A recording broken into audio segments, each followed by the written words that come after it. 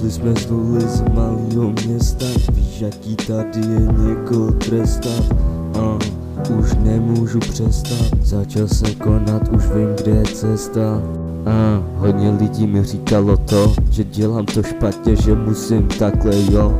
Já jsem jim řekl, že to není ono, že to chci dělat podle sebe, ne podle nich. Hodně lidí to pochopilo, ale pár se najde, který ne.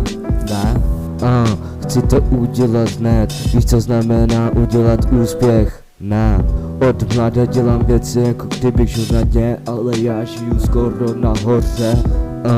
Hlavní věc je jenom taková ta, že musíš zapomenout na všechno a jít s hlavou čistou do boje. Musíš nabít náboje, vystřelit z děla a doufat, že to dopadne. Doufám už od mlada, že budeš vedle mě.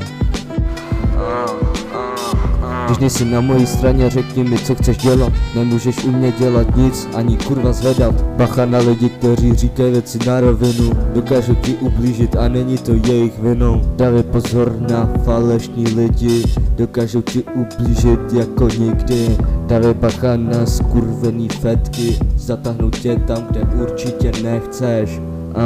Říkám ti to úplně upřímně, je mi jedno, jak to vezmeš, doufám, že dobře. Dávám ti rady do života, ptáš se, kdo mi je dal, no přece moje rodina, moje máma, můj táta, moje ségra, všichni vás miluju, do nekonečně.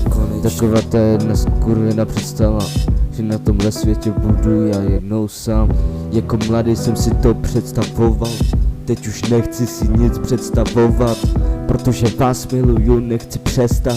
Protože vás miluju, nechci přestat. Jsem rád, že vidím život tak, jak chci, ne jako ostatní, tak já to nechci. Hodně lidí mi to řeklo na rovinu, že musím být jako robot, aby se mi žilo tak, jak já chci, a ne jak oni. Tak, jak já chci, a ne jak oni. Tak, jak já chci, a ne jak oni. Tak, jak já chci, a ne jak oni. Děkuju všem, že tu se mnou jednou byli.